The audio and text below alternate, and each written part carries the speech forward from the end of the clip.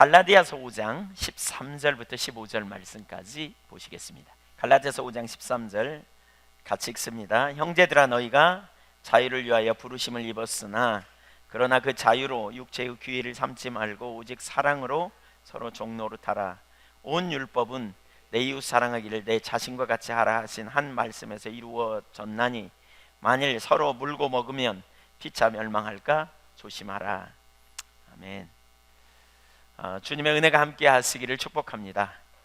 사랑하며 살라 두 번째 시간으로 자유하다면 사랑으로 서로 종노릇하라, 이런 제목으로 말씀 나누도록 하겠습니다. 우리가 지난주에 부터 사랑하며 살자, 사랑하며 살아야 된다라는 말씀을 우리가 살폈습니다. 사랑이 얼마나 중요한지 모릅니다.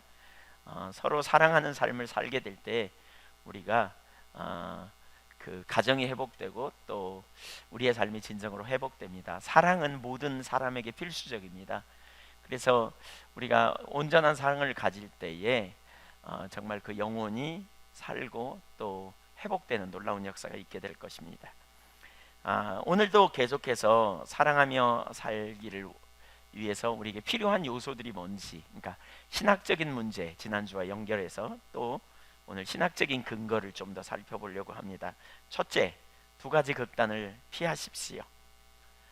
우리가 신앙생활을 하면서 극단에 치우칠 가능성이 참 있습니다. 어떤 때는 부정적인 부분에서부터 제가 접근을 하는데 극단에 빠지기가 참 쉬운 경향이 있어요.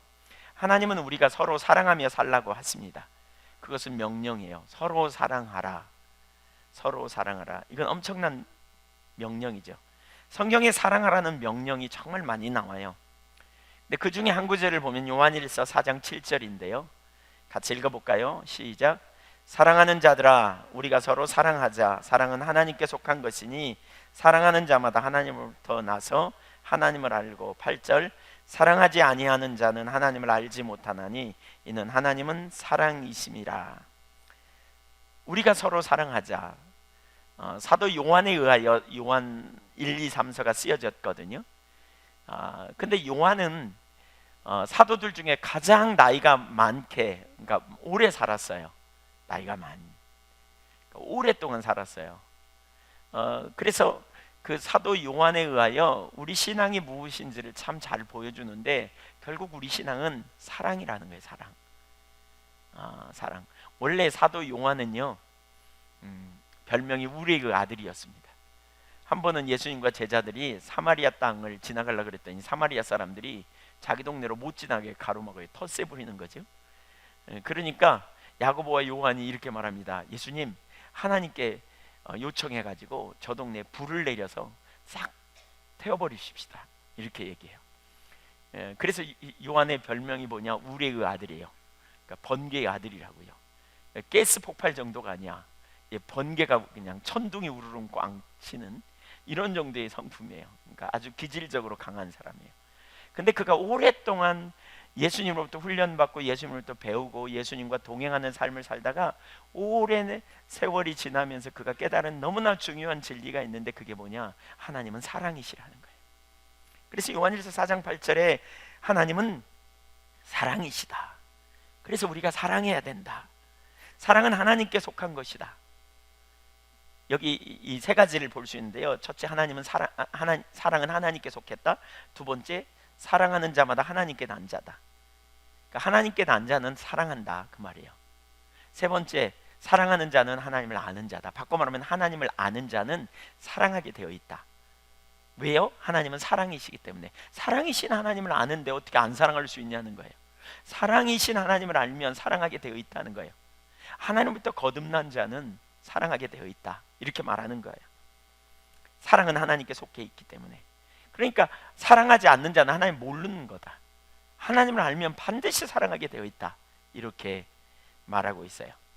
사실 오늘 설교는요, 좀 우리에게 한 단계 더 들어가게 하는, 우리 신앙을, 우리가 알고 있는 신앙에 있어서 한 단계 더 들어가는 신앙의 진리를 우리에게 보여주는 부분이에요. 우리가 일반적으로 알고 있는 그런 이론적인 삶이 아니라 좀 더 들어가는, 그러니까 우리가 하나님의 사랑을 알고 구원받았다면 그 사랑을 아는 데서 끝나는 게 아니고 뭐예요? 너희도 나를 사랑하라. 이게 첫째 되는 계명이잖아요. 또 두 번째 계명이 뭐예요? 내 이웃을 내 몸처럼 사랑하라 하는 거예요. 우리는 막연하게 그렇게 생각할 수 있어요. 하나님 사랑하는 게 중요하고 이웃 사랑해야 돼 라고 생각해요. 그런데 이 사도 요한은 아주 더 실제적인 문제로 들어가요. 뒤에 가서 나오지만 하나님을 사랑하는 것은 곧 이웃을 사랑하는 것과 같은 맥락에서 접근해요. 하나님을 사랑하는 자는 보이는 형제를 미워하면서 보이지 않는 하나님을 사랑한다? 불가능하다는 거예요. 요한 1서 4장 20절에 보면. 그러면서 이렇게 하나님을 사랑하는 자는 이웃을 사랑하게 되어 있다는 거예요. 그러니까 하나님 사랑과 이웃 사랑은 동등된 것으로 취급해요. 그러니까 우리가 사랑해야 돼, 이거는 그냥 일종의 권유로 끝나는 게 아니에요. 우리 신앙의 핵심적인 본질적인 요소로 하는 거예요. 하나님은 사랑이시고 그 하나님을 알면 우리는 사랑하며 살아야 되는데, 하나님을 사랑하는 자는 하나님의 계명을 지키는데 그 계명이 뭐냐? 새 계명을 지난주에 우리가 봤죠. 요한복음 13장 34절에 새 계명을 주노니 너희가 서로 사랑하라. 너희가 서로 사랑하면 이로써 모든 사람이 너희가 내 제자인 줄 알리라. 내가 너희를 사랑한 것처럼 너희가 서로 사랑하라. 이게 새 계명이에요. 너희가 나를 사랑하면 내 계명을 지키리니 그랬죠. 그러니까 우리가 하나님을 사랑하면 이웃 사랑으로 서로 사랑하는 삶으로 가야 돼요. 서로 사랑하라. 이것은 굉장한 선언이에요. 서로 사랑하라. 이건 하나님의 강력한 명령이기도 해요. 서로 사랑하는 것, 이건 그리스도인이 가장 최고로 맺어야 될 핵심 열매이기도 해요. 옆에 사람에게 한번 인사하죠. 내가 당신을 사랑하겠습니다.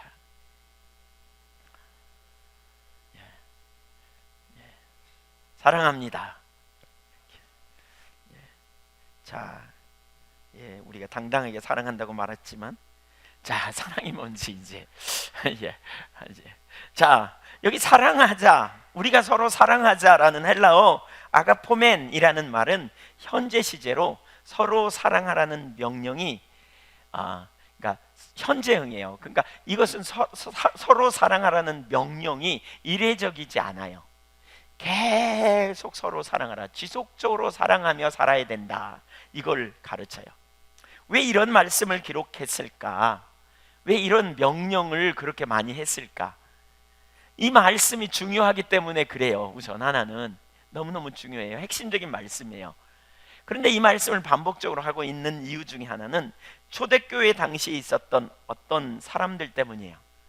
진리에 대한 이해, 복음 안에서 자유함에 대해서 이해하는 것으로 만족하고 머물렀던 것 같아요.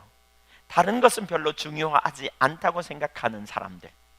오늘날에도 많이 그래요. 우리가 신앙의 본질을 얘기하다 보니까 신앙의 본질만 중요해. 그러면서 다른 것은 놓아버려요. 사실 신앙의 본질에 있으면 사랑하는 삶의 열매를 맺는 것은 당연히 가는 과정 중에 일어나는 일인데, 사랑하는 삶의 신앙의 본질에 있으면 그 자리로 가는데, 많은 경우에 지식으로 접근하니까 신앙의 본질이 중요해, 하나님과의 관계가 중요해, 우리가 하나님을 아는 게 중요해 라고 말하면서 그 자리에 머물러 버리기가 쉽다는 거죠. 정통 교리는 매우 중요하지만 삶은 그렇게 못 따라가는 것은 뭔가 잘못된 일이죠. 이것을 우리는 반율법주의 혹은 무율법주의다 이렇게 표현하죠. 구원을 받았기 때문에 아무렇게나 살아도 된다고 주장하는 사람들이 있는데, 그것이 바로 무율법주의 혹은 반율법주의적인 생각을 가진 사람이에요. 어떤 사람은 우리는 구원받았는데 뭐 이만하면 됐지 그러면서 또 나는 이미 구원받았어, 그리고 우리가 보통 그렇게 말하잖아요. 예수 믿으면 구원받는다. 그 다음에요, 성화 또 선행은 뭐죠? 상급을 위한 옵션으로 생각하는 거죠. 이렇게 생각하면서 구원 받았으니까 우리는 이제 이제 그 부끄러운 구원이라도 받으면 되지, 뭐 천국에 가서 개털모자 쓰면 어때? 뭐 옛날 부흥사 목사님들이 천국에 가서 이 선행을 안 하면 개털모자 쓴다 그러지 않아요? 개털모자 쓰면 어때? 뭐 면류관 못 받으면 어때? 뭐 이렇게 생각하는 자리에 있어요. 그런데 여러분, 그게 아니에요. 여러분, 우리가 예수님을 만났다면, 예수님을 안다면 우리가 거룩하신 그분을 따라 살기 때문에, 그분을 알기 때문에, 사실 우리가 거룩하게 사는 것은 구원받기 위해 거룩한 삶을 사는 게 아니고요, 내가 만난 주님이 거룩하시기 때문에, 내가 사랑하는 주님이 거룩하기 때문에, 거룩하신 주님을 만나기 원하는데 우리가 거룩하지 않고서는 그분을 볼 수 없어요. 그래서 자연스러운 삶이에요. 거룩함은, 성화는. 사랑하는 삶도 같은 문제예요. 형제를 사랑하는 문제에서도 정확히 똑같아요. 자신들의 영적인 상태에만 관심을 두고 사랑하는 삶을 살지 않아도 되는 것처럼, 혹은 옵션으로 해도 되고 안 하는 것처럼 이렇게 생각하면 안 돼요.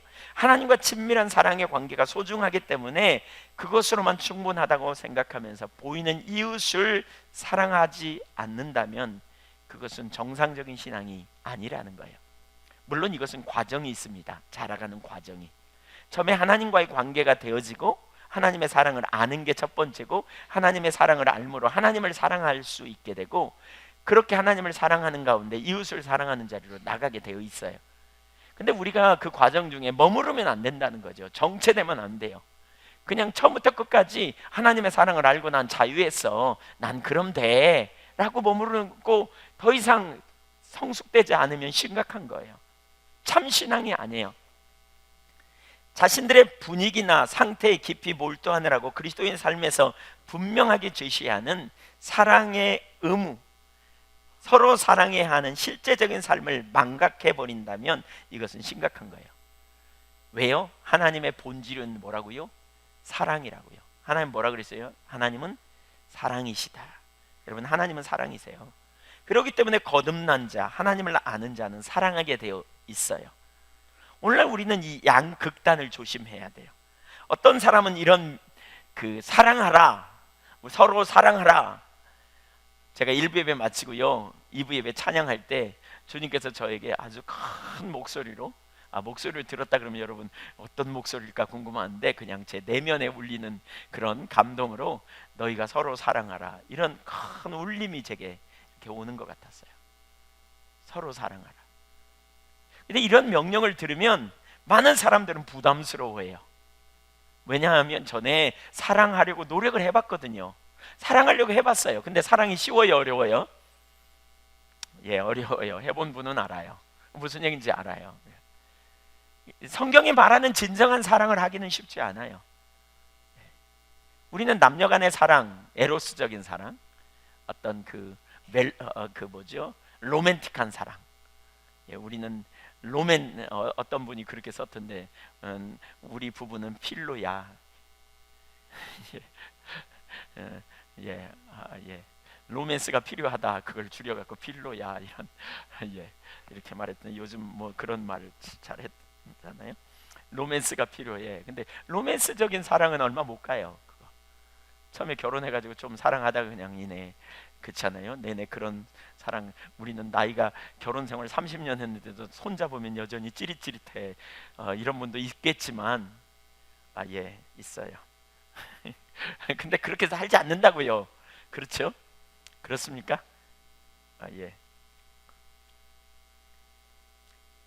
사실 노력을 하다가 잘 안 됨을 경험하면서 포기해요. 어렵구나. 그런 경험이 있는 사람은 사랑하라, 이것이 주님의 명령이다, 너희가 사랑하지 않으면 하나님 사랑하는 게 아니다, 막 이런 말씀을 들으면 엄청 부담스러워요. 그리고 불가능하다고 생각하고요. 그리고 눌려요. 사랑 못하는 것 때문에. 왜 그러냐? 율법주의에 빠져서 그래요. 그러니까 이런 사람들은 자유함이 없어요. 반면에 어떤 사람들은 복음 안에서 주님의 은혜를 발견하고 자유함을 발견한 사람들이에요. 그런 사람들 가운데 어떤 사람들은 이런 명령을 무시해요. 자기중심적인 자리에 머물면서 자기만을 생각하는 자리에 가기가 쉬워요. 그것은 참 신앙이 아니에요. 오늘 본문에 보면 바울 사도는 두 가지 극단을 피하도록 권면해요. 특별히 갈라디아 교회는 율법주의에 빠져있던 교회예요. 그래서 율법주의를 깨뜨리기 위해서 바울 사도가 강력하게 편지를, 이 서신서를 통해서 이렇게 율법주의에 빠진 문제점을 지적해요. 근데 거기서만 끝나지 않아요. 그러니까 전반부에는 율법주의를 다루다가 갈라디아서 5장 후반부에 가면 반율법주의, 무율법주의에 대한 그러한 그 문제를 다루어요. 그러면서 뭐라 그러냐? 적극적으로 너희가 서로 사랑해야 된다. 사랑이 율법의 완성이다. 이렇게 말해요. 믿음으로 역사하는 사랑뿐이다. 사랑으로 드러나는 믿음이 중요하다. 이렇게 표현해요. 입술로만 믿는다고 말하는 게 아니고, 믿음으로 자유케 되는 그 자리에 머무는 게 아니고 사랑으로 표현되어져야 된다는 거예요. 너희가 믿는 바가 사랑으로 드러나야 된다. 이렇게 말하고 있어요. 갈라디아서 앞부분에서는 뭐요? 믿음으로 의롭게 됨에서 집중적으로 나눈다면, 후반부에 가는 믿음으로 의롭게 되는 것은 곧 삶의 열매로 맺어져야 되는데, 그건 뭐냐? 사랑으로, 너희가 가진 믿음이 사랑으로 표현되어져야 된다. 그래서 사랑이 온 율법을 완성시킨다라고 말하고 있습니다. 자, 하나씩 살펴보면 첫째, 첫 번째죠. 첫째, 진정한 믿음을 알고 믿는 사람에게는 자유함이 있습니다. 진정한 복음을 알고 믿는 사람에게는 자유함이 있습니다. 우리 안에 능력이 없습니다. 하나님을 기쁘시게 할 능력도, 문제를 해결할 능력도, 죄를 이길 능력도, 특별히 말씀대로 살 수 있는 능력이 없습니다. 그럼에도 아담이 타락할 때 사단이 스스로의 능력으로 살 수 있다고 속인 이후에 인간은 계속해서 자기 힘과 능력으로 살려고 했습니다. 그래서 결국 인간은 죄책감과 실패감에 눌리게 되거나 아니면 상대적인 우월의식에 빠지게 되었습니다. 자기 힘과 노력으로 살려고 하다가 안 되거든요. 말씀대로 살려고 하다가 안 돼요. 그러니까 자꾸 뭐예요? 눌려요. 하나님 뜻대로 잘 안 살아져요. 그러니까 실패해요. 그러니까 자꾸 눌려요. 그러면서 스스로 나는 할 수 없구나, 이런 생각을 하는 거죠. 실패감, 자기를 한계를 딱 경험해버리고 이렇게 살아가는. 또 반면에 어떤 사람은요, 절대적인 기준이 아니고 상대적인 기준, 여기 절대적인 어떤 기준이 아니고 상대적인 기준이라는 말은 내가 남보다 다른 사람과 비교해서 내가 어떠느냐, 이런 기준 가지고 자기를 보는 거죠. 그래서 내가 남보다 좀 나으면 우월의식과 자부심을 가지고 가는 것이죠. 하나님의 기준으로 보면 죄 가운데 있지만 상대적인 기준으로 내가 좀 낫다는 의식을 갖게 되는 자리로 가는, 그래서 우월의식에 빠지게 되는. 자기를 의지하면 이 자리로 가요. 아이들이 학교 가가지고요, 처음에는 다 열심히 잘할 거라고 생각하잖아요. 근데 좀 열심히 해보다가 안 되잖아요. 그러면 어떻게 합니까? 순간적으로 실패의식에 빠지게 됩니다. 그리고 낮은 자존감에 가고 자기는 안 돼, 공부로 안 돼, 그러면 그러한 어떤 열등의식을 갖게 되면서 뭔가 다른 방편으로 문제를 해결해 보려고 하고 내내 살아요. 이게 인간의 모습이에요. 또 자기가 다니는 학교에서 뭐 자기가 좀 상대적으로 공부를 잘하면 거기서 우월의식과 자부심을 갖고 자기는 잘한다고 생각하고 나름대로 그렇게 살아가는 그 모습을 우리는 너무나 쉽게 정하죠. 마찬가지로 우리가 하나님 앞에서 우리의 삶이 그런 모습이라는 거예요. 말씀대로 잘 살고 그래도 좀 남보다 나으면 우월의식을 갖고, 그렇지 않으면 영적으로 팍팍 눌려서 죄책감에 빠져서 타협하고 살게 되고, 말씀대로 살기가 너무 어렵다고 생각하면서 말씀을 적당히 타협하고 살거나, 아니면 하나님의 기준인 율법, 그 율법 아래서 철저하게 눌려 살아요. 자유함이 없어요. 억압 아래 살게 되는 것이죠. 그런 인간을 구원하기 위해 예수님이 오셨습니다. 그리고 우리를 죄로부터 구원하기 위해, 율법의 정죄로부터 구원하기 위해 오셨습니다. 십자가에 달려 죽으심으로 우리를 죄와 사단과 사망으로부터 구원하기 위해 예수님이 오셨습니다. 사실 우리 안에는 어떤 해답이 없죠. 우리 안에 능력이 없습니다. 그래서 예수 그리스도께서 이 땅에 오셨고, 예수 그리스도 안에서 우리는 영원한 생명을 소유하게 되는 것이죠. 그래서 우리가 예수 그리스도를 믿음으로 말미암아 이제 의롭게 되는 자리에 가고요, 그리스도 예수 안에는 더 이상 정죄함이 없는 것이지요. 그뿐 아니라 이제 예수님 안에서, 우리가 그리스도를 믿는 믿음 안에서 그분이 공급하신 능력을 우리가 경험하고 그 능력을 의지하며 살아감으로 말미암아 하나님 자원의 삶을 살게 되는 것이지요. 자기 자신이 누군지를 아는 게 참 중요하잖아요. 자신이 누구인지를 올바로 보는 게 참 중요해요. 원래 우리는 선함이 없는데, 나는 괜찮은 사람처럼 생각하고 내게 능력이 있는 것처럼 생각하고 내 힘으로 이루려고 하고 내 힘으로 말씀대로 살아가려고 하고, 그러나 실패하게 되어 있어요. 그걸 전형적으로 보여주는 한 예가 우리 너무나 많이 살펴보지만 로마서 7장의 사도 바울이 아닙니까? 바울 사도가 말씀대로 살려고 굉장히 노력했습니다. 그는 열심파입니다. 열심파일수록 말씀을 자기의 능력으로 이루어내려고 힘쓰는 사람입니다. 그런데 계속 실패합니다. 말씀대로 살려가다가 실패하고, 말씀대로 살려가다 또 실패하고, 반복적으로 실패하게 되자 그가 어느 날 이렇게 깨달았습니다. 내 안에 두 가지 법이 있다. 마음으로는 하나님의 법을 추구하는데 내 한 마음 한 곳에서는 육체를 쫓아 행하는, 하나님의 법을 싫어하는 육체의 법을 추구하는 그것이 있다. 그래서 결코 나는 선하지 않는다. 내 속에 어떤 선함도 없다. 그러면서 오라 나는 곤고한 사람이로다. 이 사망의 몸에서 누가 나를 건져낼 수 있겠는가. 철저한 한계를 경험해요. 우리 안에 답이 없어요. 사실 복음이 이걸 우리에게 가르치죠. 우리 안에 답이 없기 때문에 예수님이 오신 거 아닙니까? 저와 여러분 안에 소망이 없기 때문에 예수님이 오신 겁니다. 우리가 착각하는 것은 아담이 타락한 이후에 계속해서 우리 안에 여전히 능력이 있는 것처럼 착각하며 산다는 겁니다. 내가 내 안에 힘이 있는 것처럼, 내가 말씀을 이룰 능력이 있다고 생각하는 것입니다. 그러나 우리 안에 하나님을 기쁘시게 할 능력도, 말씀대로 살 수 있는 능력도 없습니다. 그래서 예수님이 오신 것입니다. 우리를 구원하시기 위해. 우리가 이 사실을 인식하고 우리의 유일한 구원자로 우리의 모든 죄를 사하시기 위해 보혈을 흘려주시고 피를 흘리시고 우리의 모든 죄를 영단번에 해결해 놓으신 예수 그리스도를 믿는 믿음 안에서 우리는 영원한 생명을 얻게 되는 것입니다. 그렇게 구원받은 하나님의 백성에게 뭐가 있어요? 자유함이 있어요. 그렇게 구원받은 하나님의 백성은 평강이 있어요. 왜냐하면 그는 더 이상 자기를 보지 않아요. 처지를 인식했기 때문에요. 내 안에 답이 없으면 알기 때문에. 이 사람은 실패하거나 말씀대로 잘 살 때도 더 이상 자신을 보는 일을 그만둬요. 원래 자기는 한계 아래에 있는 자임을 알기 때문에 그래요. 그래서 넘어질 때거나 그래서 뭔가 좀 잘 나갈 때에도 항상 그리스도를 바라보는 거예요. 그분의 은혜로 온전케 되었고, 그분의 은혜로 새롭게 되고, 그분의 은혜 안에서 참된 안식과 자유함이 있음을 경험하기 때문에 그래요. 그래서 그리스도를 항상 의지해요. 항상 그리스도를 의지해요. 곧 예수님이 우리 죄를 사하시기 위해 흘리신 보혈을 의지하고, 또 그뿐만이 아니라 나를 그래서 의롭다 하신 그분이 또한 계속해서 우리에게 때를 따라 돕는 은혜를 주셔서 그 은혜 아래서 승리하도록 인도해 가시는 것이지요. 이 비밀을 아는 사람은 낭망하지 않아요. 이 사실을 아는 사람은요, 포기하지 않아요. 우리가 어떤 일을 행하다가 혹은 우리가 인생을 살아가면서 우리 앞에 나타난 많은 문제들 앞에서 좌절하거나 절망하지 않는단 말입니다. 왜요? 그러니까 주님이 오셨어요. 그러니까 주님이 필요해요. 실패하는 여러분 모습을 계속 보십니까? 그래서 죽을 것 같습니까? 그때 이렇게 말하십시오. 그러니까 예수님이 필요하다. 그래서 예수님이 나를 위해 오셨다. 예수님 없이 내 삶에 어떤 소망도 없다. 그때부터 은혜로 사는 거예요.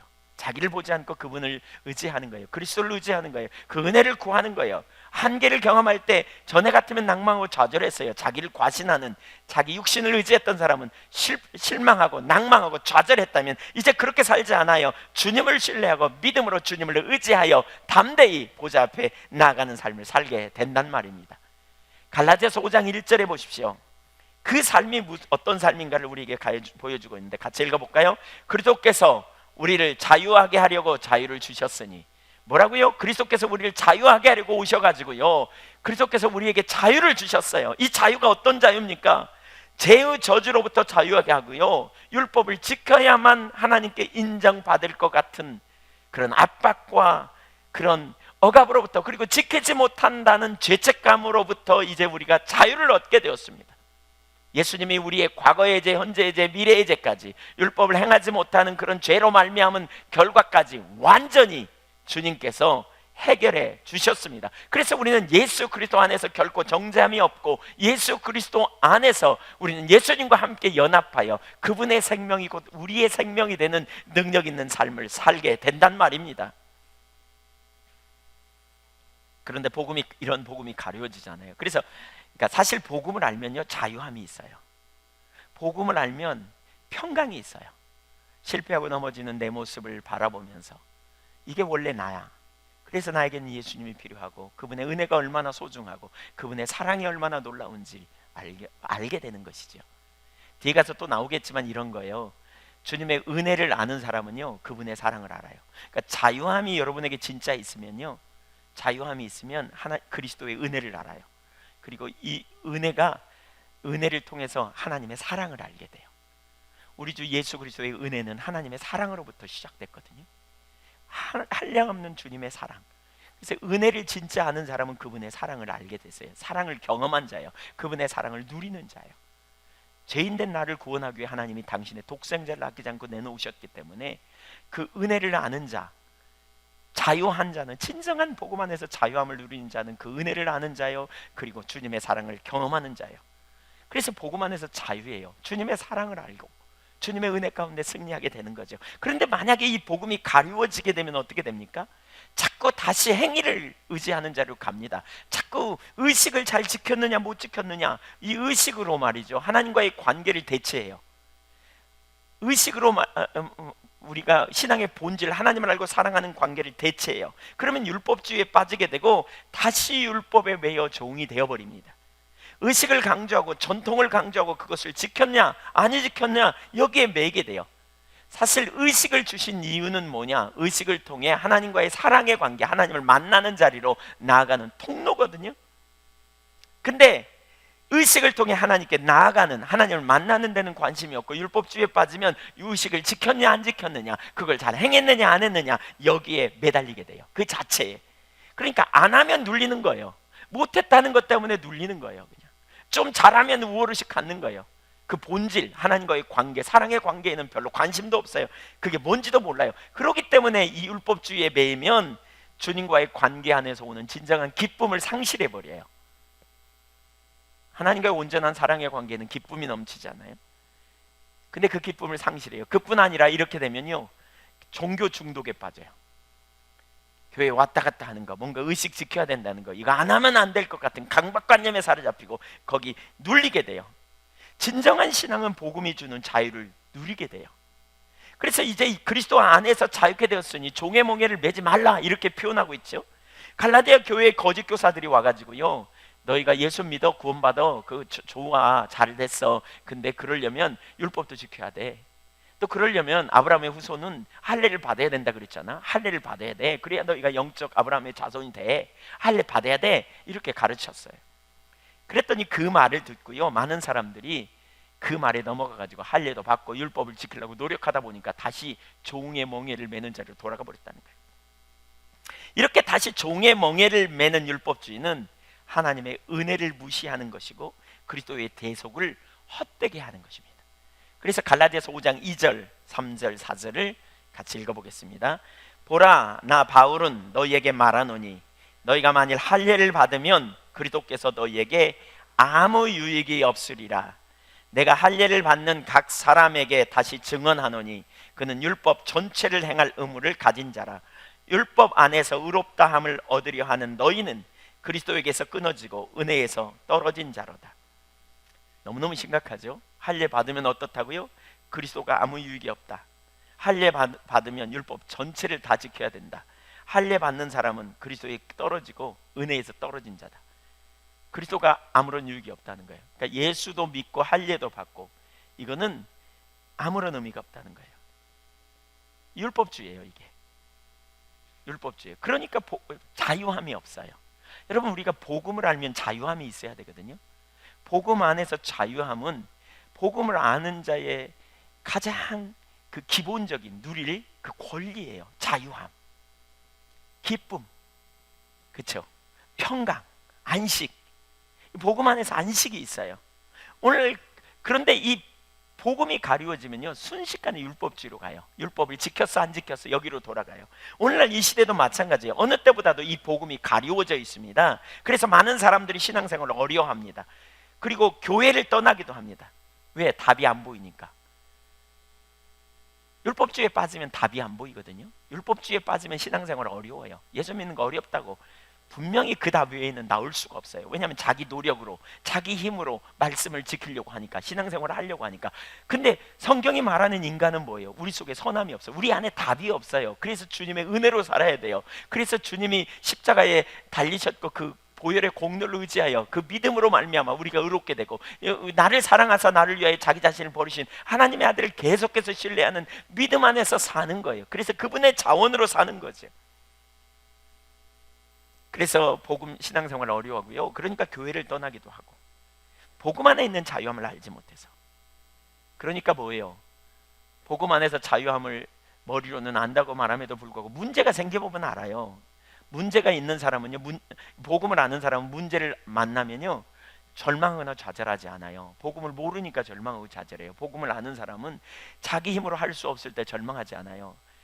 내 힘으로 할 수 없을 때 하나님이 당신의 아들을 아끼지 않고 나를 보내셔서 나를 구원해 주신 것처럼, 이제 지금 내 앞에 있는 문제를 알고 계신 주님께서 때를 따라 돕는 은혜를 내게 부어주시고, 그렇죠? 하나님이 이 문제를 능히 이기게 하실 것을 알기 때문에 하나님께 믿음으로 나아간단 말이에요. 그래서 그분의 자원으로 사는 거예요. 그분의 능력으로 사는 거예요. 복음을 아는 사람은 그래서 담대함이 있어요. 복음을 아는 사람은 자유함이 있어요. 복음을 모르기 때문에요. 복음의 능력이 이론에 불과한 거죠. 십자가가 능력이라고 말하지만, 복음이 능력이라고 말하지만 실제로 그 능력 있는 삶을 살지 못하는 이면에는 바로 자기가 누구인지 몰라서 그래요. 사실 우리 속에 어떤 사람도 없다 그랬죠. 그래서 예수님이 오셨어요.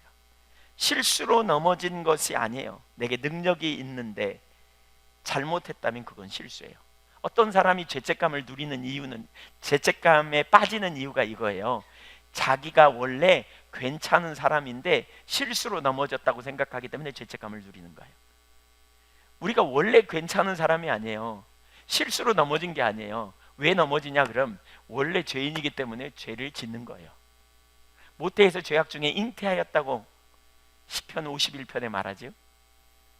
다윗은 로마서 7장에서 고백하기를 나는 죄인 중에 괴수다. 죄송합니다. 죄인 중에 괴수라는 말은 디모데서에 나오죠. 디모데전서에서 뭐라 그럽니까? 내 속에 선함이 없으니 하나도 없다 라고 고백하죠. 선함이 없대, 하나도 없다. 이게 내 아니다. 사실 우리가 그렇게 겸손히 인정한다면 바로 그런 우리를 구원하시기 위해서 하나님의 아들이 오셨고, 우리가 의롭게 된 것은 전적으로 이제 예수 그리스도의 의 때문에 내가 의로운 거지, 내가 본래 의로워서, 근데 조금 부족한 부분을 예수님이 십자가에 달려 죽으신 그 공로를 의지해서 의로운 게 아니에요. 우리는 원래 죄인이고요, 원래 선함이 없어요. 그래서 고린도후서 5장 21절에 하나님이 죄를 알지도 못하신 자로 죄를 삼으신 것은 우리로 저희 안에서, 그리스도 예수 안에서 하나님의 의가 되게 하려 하심이니라. 예수님 안에서 예수님의 의가 저와 여러분 안에 있게 되는 것이죠. 그분의 공로로 우리가 의롭게 되는 것이죠. 사실 우리 속에 어떤 선함도 없다고요. 그래서 예수님이 우리를 위해 주셨고, 우리가 예수님을 겸손히 우리가 죄인임을 인정하고 복음을 받아들이게 될 때 우리가 하나님의 자녀로서 영생을 누리는 것이지.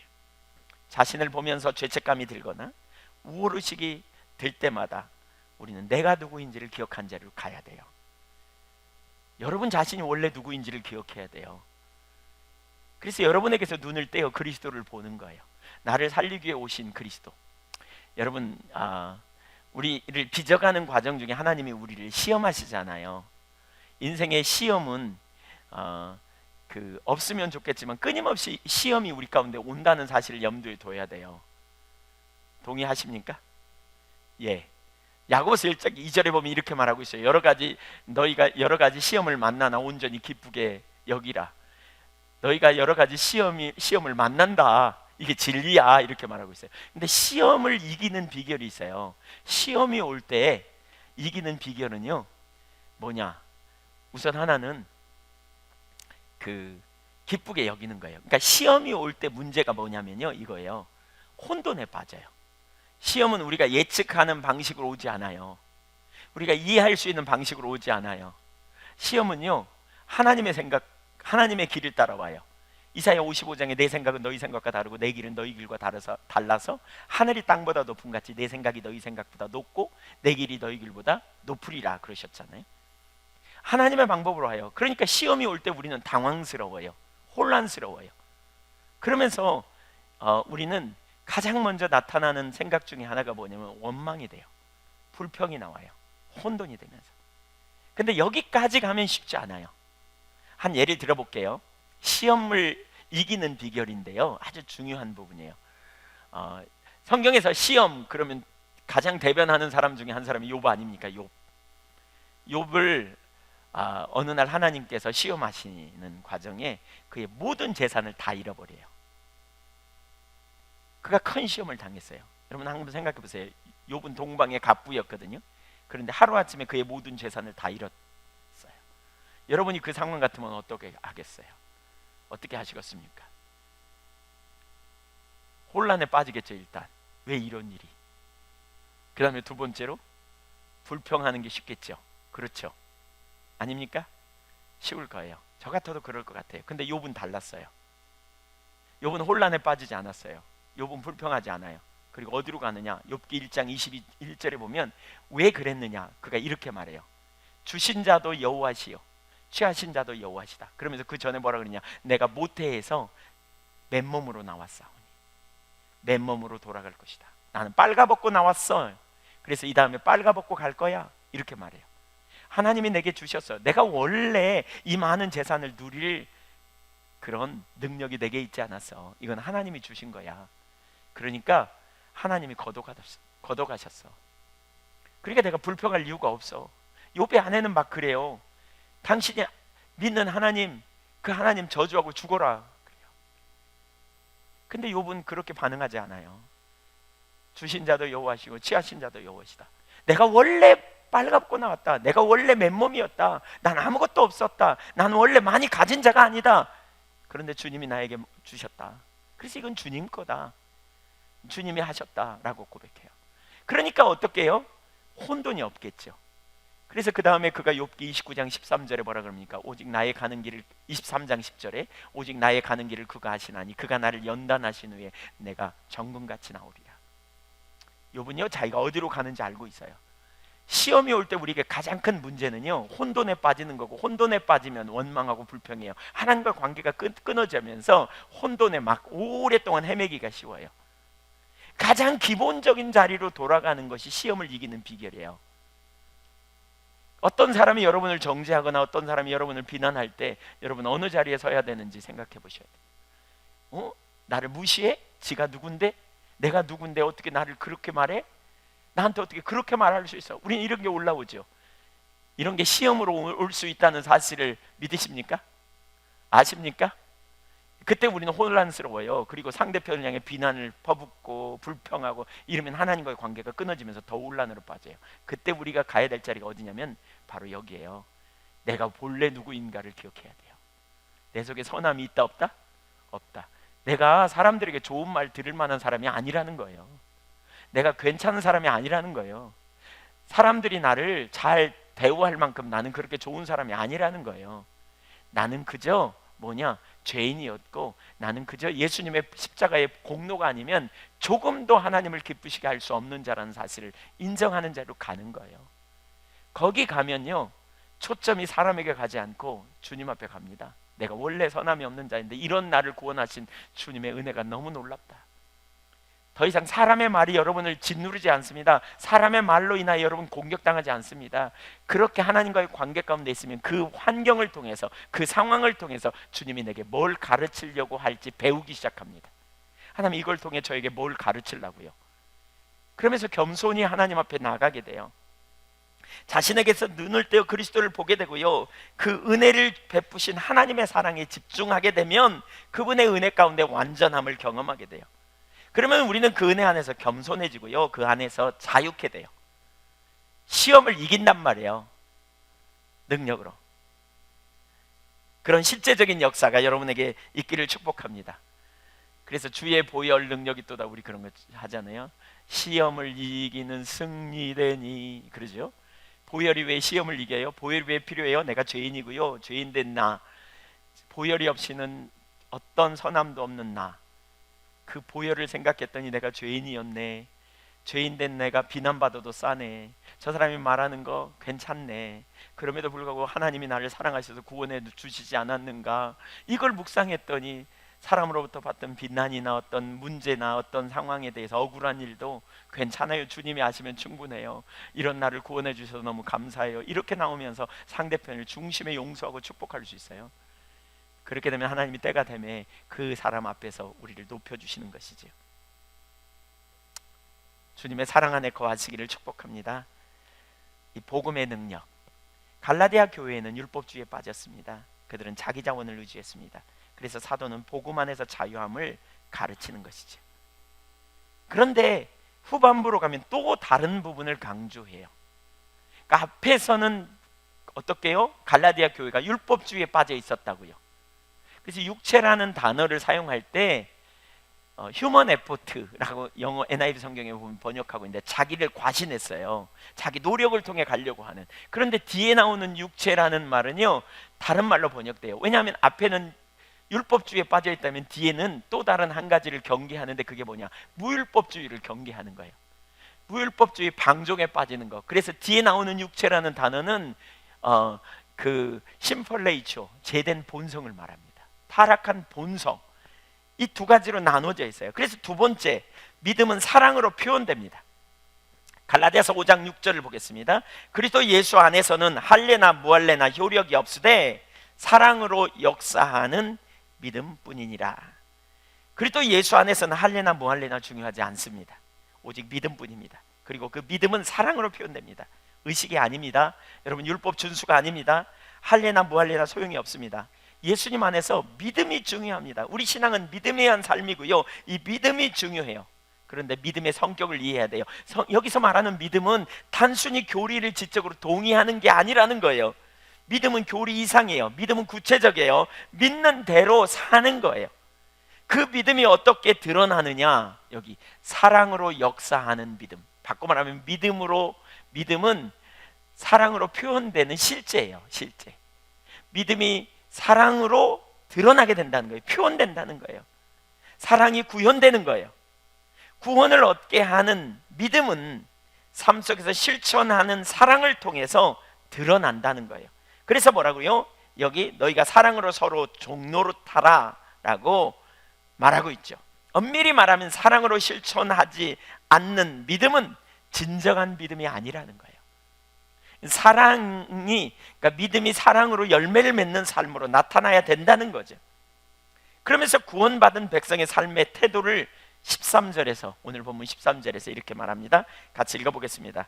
형제들아, 너희가 자유를 위하여 부르심을 입었으나 그러나 그 자유로 육체의 기회를 삼지 말고 오직 사랑으로 서로 종노릇하라. 주님은요, 복음 안에서 우리를 자유케 하는 축복을 주셨어요. 여러분, 이 축복이 반드시 경험되어져야 돼요. 이 축복을 누릴 수 있기를 바랍니다. 여러분, 아직 복음 안에서 자유함이 없다면 저랑 개인적으로 만나시든지 아니면 이번에 십자가 복음학교 참석하세요. 이게 안 되면 여러분 반드시, 여러분 아직도 죄책감에 눌려 있다면 여러분 반드시 복음 안에서 정말 복음을 이해하고 복음을 알므로 복음 안에서 자유함이 무엇인지를 경험적으로 누리는 삶이 되어져야 돼요. 반드시. 예, 이런 축복을 주셨어요. 주님은 우리가, 저나 여러분이 자유케 되기를 원해요. 죄 아래서 자유케 되고 율법 아래서 자유케 되는 진정한 안식의 삶을 누리기를 주님은 원하세요. 그런데 문제가 있어요. 자유를 잘못 이해하면 방종으로 빠지게 된다는 거예요. 그래서 육체의 기회를 삼게 되는 것이죠. 여기서 말하는 육체는 죄된 본성을 가르칩니다. 곧 아담적 죄의 본성을 따라 살게 된다는 거예요. 이기적인 본능으로 돌아가 버리는 것이지요. 그래서 육체의 기회로 삼지 말라. 그 말은 죄된 본성을 따라 자기 유익, 자기 만족, 자기중심적인 자리로 돌아가지 말라 그래요. 사실 그러잖아요. 율법주의적인 삶을 사는 사람들, 율법주의는 뭐라고요? 행위를 통해서 주님을 기쁘시게 할 수 있다고 생각하는 거예요. 이런 삶을 살면요, 분주해요. 바빠요. 막 열심히 헌신하고 열심히 봉사하고 막 희생하고 막 헌신하고 그러다 보니까 바쁘고 분주해요. 그러다가 복음을 딱 이해했네. 그랬더니 복음 안에서 주님이 우리를 자유케 하셨어. 더 이상 행위로 구원받는 게 아니야. 믿음으로 구원받았어. 이렇게 되니까 아무것도 안 해도 될 것 같아. 안 하는 게 또 편안하거든요. 또. 예. 야, 이거 너무 편안하구나. 야, 이렇게 살면 좋겠네. 쫓기는 삶을 살지 않고 자유함을 얻고, 야, 이거 너무 좋은데? 이렇게 생각하다 보니까 섬기는 자리에 서지 않아요. 헌신하지 않으려고 그래요. 심지어 뭐냐? 어떤 사람은 극단적으로 치우치면 죄를 지으면서도 별로 죄의식을 느끼지 못해요. 하나님이 다 용서해 주셨는데 뭐, 그러니까 괜찮아, 그럴 수도 있지, 용서의 하나님이신데, 이렇게 막 나가는 거예요. 그것이 방족이에요. 육체의 기회로 삼는 거예요. 그 말씀을 가지고 왜곡되게 이해해가지고 죄된 본성, 자아를 기쁘게 하는 삶으로 막 쫓아나가는 거예요. 심지어 고린도 교회는 너무나 심각한 잘못된 일로 빠졌는데요. 고린도후서 5장 1절 이하를 보세요. 너희 중에 심지어 음행이 있다 함을 들으니, 예수 믿는 사람이 음행이 있어. 근데 그런 이 보세요, 이 음행이 어느 정도인지. 그런 음행은 이방인 중에서도 없는 것이라. 누가 그 아버지의 아내를 취하였다 하는도다. 의붓 어머니하고 살아. 그리스도인인데. 2절, 그러하고도 너희가 오히려 교만하여져서 어찌하여 통한이 여기지 아니하고 그 일 행한 자를 너희 중에서 쫓아내지 아니하였느냐. 이런 짓을 하면서 자유함의 본복이라고 생각해요. 그것에 대해 바울 사도는 강력하게 표현하면서 사탄에게 내주라 이렇게 말하면서 안 믿는 자도 그렇게 살지 않는다 이렇게 표현하죠. 그러면서 우리는 누룩 없는 떡덩이가 되어야 한다. 우리 신앙생활에서 누룩을 제거해야 된다 이렇게 표현합니다. 잘못된 자유함에 대한 예지요. 주님이 주시는 자유는요, 율법을 지키는 삶 또는 율법을 지키려 하는 삶에서의 자유가 아닙니다. 방종이 아닙니다. 주님이 주시는 자유는 우리가 그렇게 살려고 하지만 우리 힘으로 안 되는 걸 예수님이 해결해 놓으셨고, 그리고 예수님 안에서 우리가 예수님의 능력을 힘입어 사는 삶이 자유함입니다. 성경은 우리로 하여금 거룩한 삶을 살라고 요구하세요. 원하세요. 내가 거룩하니 너희도 거룩하라 그러지 않아요? 그러니까 율법주의에 빠지고 자유함을 잘못 이해한 사람들은요, 설교 중에 우리가 성화되어야 된다 이런 말을 들으면 율법주의라고 생각하는 사람들이 있어요. 아니에요 여러분, 율법주의가 아니에요. 자유함 가운데 있는 사람이 뭐예요? 내가 믿는 하나님과 올바른 관계 가운데 있을 때 그분이 거룩해요. 그러니까 그분과 동행하기 위해서는 그분이 죄를 싫어하는데 내가 사랑하는 그분, 나에게 엄청난 은혜를 베푸시고 나를 사랑하시고 또한 내가 그분을 사랑하는데 그분이 기뻐하시는 삶을 살기 위해 우리가 뭐예요? 죄를 당연히 싫어하지 않겠어요? 여러분이 누군가를 사랑하는데 사랑하는 사람이 싫어하는 일 그냥 아무렇지도 않게 하면서 여전히 사랑한다고 말해보세요. 상대편이 뭐라 그러는지. 함께 동행할 수가 없어요. 안 되는 거죠. 그래서 하나님이 정하신 거룩한 삶의 의무로부터 자유함이 아니에요. 우리의 자유는.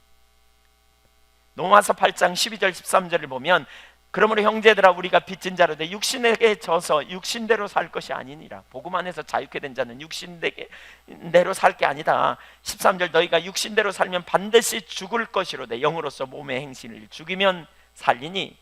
14절 무릇 하나님의 영으로 인도함을 받는 사람은 곧 하나님의 아들이라. 육신대로 살면 죽는다는 거예요. 그러니까 우리가 성령의 인도를 따라가야 된다는 거죠.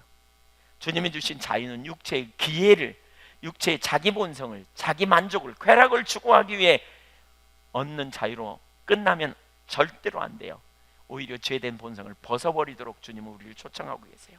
그래서 갈라디아서 5장 16절 이하에 보여요. 성령을 쫓아 행하라 그러잖아요. 성령을 쫓아 적극적으로 행하라 그랬어요. 말할 수 있다고 다 해서는 안 돼요. 행동할 수 있다고 다 해서는 안 돼요. 우리 그리스도인들에게는 절제가 필요해요. 자유함을 가지고 육체의 기회로 삼으면 자기중심적인 자리로 돌아가서 자기만 알고 이기적이 되어서 하나님의 의도도 하나님의 목적에도 전혀 관심을 갖지 않게 돼요. 그걸 경계해야 한다는 거예요. 그러면서 하나님의 뜻이 무엇인지를 찾아요. 여러분, 왜 예수님이 우리를 위해 오셨습니까? 갈라디아서 1장 4절을 보십시오. 이렇게 말합니다. 그리스도께서 하나님 곧 우리 아버지의 뜻을 따라 이 악한 세대에서, 이 세대의 특징은 악이에요. 악. 불의를 행하고 악을 행하는 약한 세대에서 우리를 건지시려고 우리 죄를 대속하기 위해 자기 몸을 주셨으니. 그리스도께서 왜 오셨느냐?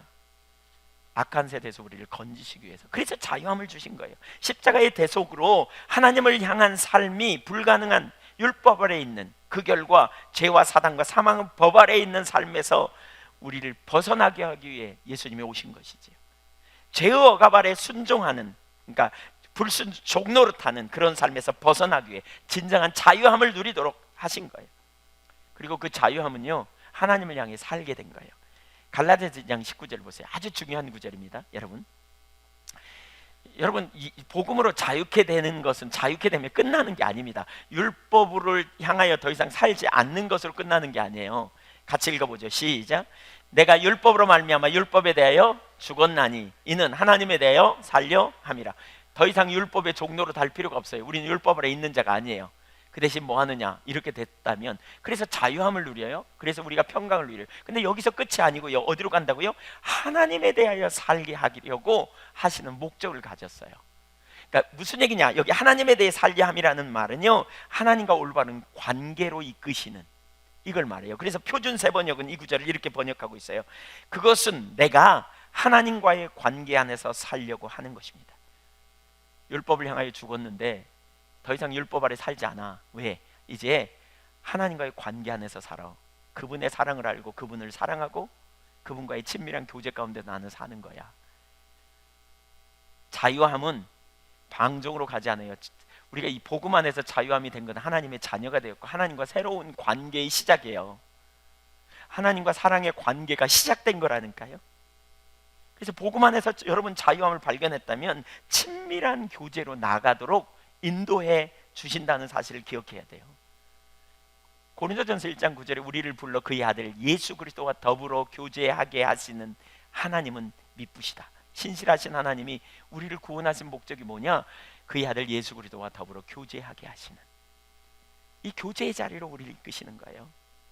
예. 그래서 어떻게 해요? 하나님을 기쁘시게 하고 거룩하신 하나님 앞에 설 때 우리가 거룩하신 그분을 기쁘시게 하는 삶을 살기 위해 우리가 거룩한 삶을 조정하기도 하고, 그분이 사랑하는 사람을 우리도 사랑하는 자리로 가는 거죠. 그러니까 머물 수가 없는 거죠. 그렇죠? 어디서? 자유함에서 머무는 게 아니에요. 여러분, 자유함에서 끝나는 게 아니에요. 자유함에서 끝났어, 나는 자유해, 그러니까 괜찮아, 나는 그냥 살면 돼, 이렇게 말하는 건 아니에요. 복음에서 자유함을 발견했다면 적극적으로 예수님을 믿는 믿음 안에서 살아가는데, 그 믿음은 뭐냐? 사랑으로 표현되는 실제적인 그 삶으로 가는 거예요. 자연 가운데 있는 사람이 사랑으로 종로를 타는 자리에 서게 될 때에 사랑함으로 우리는 절제하는 삶을 살게 되는 거예요. 그래서 그 관계성에 있을 때 절제를 해요. 마음껏 누릴 권리가 있어요. 자유하는 사람은 누릴 권리가 있어요. 그러나 사랑하기 위해 권리를 포기하고 절제하는 거예요. 희생하는 거예요. 섬기는 종이 되기 위해서. 이 고린도전서 9장에 보면 바울 사도가 이방인에게 복음을 전하기 위하여 자기의 권리를 포기하고 종이 되거든요. 근데 이렇게 말해요. 우리가 먹고 마실 권리가 없겠느냐. 5절 읽어볼까요? 우리가 다른 사도들과 주의 형제들과 게바와 같이 믿음의 자매된 아내를 데리고 다닐 권리가 없겠느냐, 부인 데리고 다닐 권리가 없겠느냐, 이 말이에요. 바울과 요한은 결혼을 안 했대요. 다른 제자들은 다 결혼하고. 그러니까 근데 왜 결혼 안 했느냐? 그 결혼할 권리가 없어서 안 한 게 아니고요. 결혼할 수 있는데 뭐죠? 사랑하기 위해서, 복음을 전하기 위해서, 사랑으로 종로로 타기 위해서 자기의 권리를 포기했다는 거예요. 포기했다는 거예요. 헌신했다는 거예요. 사랑으로 종로로 타기 위해서, 다른 사람에게 복음을 전파하기 위해서. 이 권리는 또 다른 영역에서 우리가 이해할 수 있는데요. 바울이 우상에게 바쳐진 고기를 자기는 먹을 수 있다고 이렇게 말해요. 먹을 자유가 있다. 주님의 이름으로 거룩하여지기 때문에 먹을 수 있다. 우상에게 바쳐진 고기라도. 고린도서에. 근데 왜 안 먹는다? 나는 먹지 않는다. 왜? 형제의 신앙에 부정적인 영향을 끼치기 때문에 나는 평생 먹지 않겠다. 부정적인 영향을 끼치다면 나는 먹지 않겠다. 이렇게 말해요. 어떤 장소에든지 어디서든지 우상에게 드려진 음식이라 할지라도 먹을 수 있다는 거예요. 자유하기 때문에. 거기에 매이지 않는다는 거예요. 복음 안에서 자유함을 누려요. 그런데 미성숙한 성도들이 걸려 넘어질까 봐서 안 먹겠다는 거예요. 이웃을 사랑하는 마음, 배려하는 마음이 자신을 누리려는 자유보다 더 가치 있게 여겨 스스로 절제하는 것이죠. 절제하는 것이죠. 여러분, 어떤 분들은 교회 안에서 제가 이런 분들 봅니다. 난 예수 믿고 난 복음을 알아서 난 자유해. 근데 그러면서 놓더라고요, 많은 경우에. 예. 주일날 좀 빠져도 뭐 괜찮잖아. 그리고 막 놀러도 가요. 그냥 주일날 아무렇지도 않게. 자유함을 누려서 대단히 좋으시지만 그런 분은 리더가 될 수 없습니다. 왜냐하면요, 다른 사람을 같이 올무에 빠지게 할 수도 있기 때문에. 왜 우리가 사랑으로 섬기느냐? 종로로 타는 게 뭐냐? 권리를 포기하는 겁니다. 내가 당연히 누릴 수 있는 권리, 어떤 분은 막 그래요. 11조 같은 거 뭐 안 해도 되지. 예, 아무렇지도 않게. 그러면 주일 성수도 하지 말지. 제가 이렇게 말씀드리고 싶어요. 근데 주일 성수는 열심히 해. 근데 11조는 안 해. 왜? 돈이 소중하거든. 육체의 기로 삼는 거죠.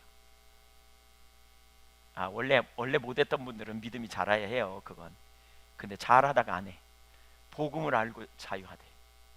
그럼 방종입니다. 그건.